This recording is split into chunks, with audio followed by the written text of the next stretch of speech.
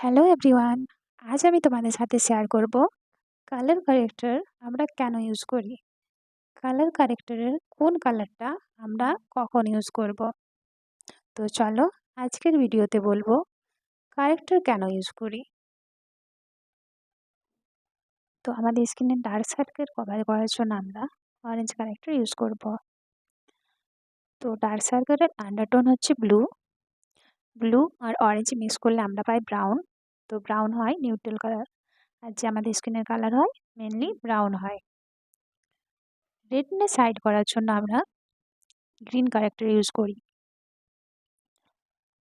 Green, red plus green, আমরা যদি red plus green mix করি তাহলে পাই ব্রাউন। ব্রাউনও হচ্ছে আমাদের মেনলি স্কিন কালার।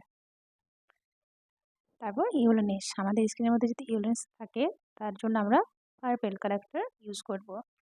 ইয়েলোর সঙ্গে যদি আমরা পার্পেল মিক্স করি তাহলে পাই ব্রাউন। ব্রাউন হচ্ছে মেনলি স্কিন কালার।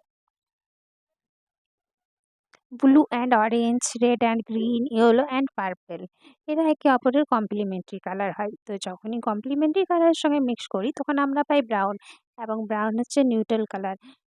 তো যখনই কমপ্লিমেন্টারি কালার আমরা একসঙ্গে মিক্স করি কালার কারেকশনের জন্য ইউজ করি তখন সেটা আমাদের স্কিন টোনের হয়ে যায়, আর যা ডার্ক সার্কেল থাকে তা হাইড হয়ে যায়।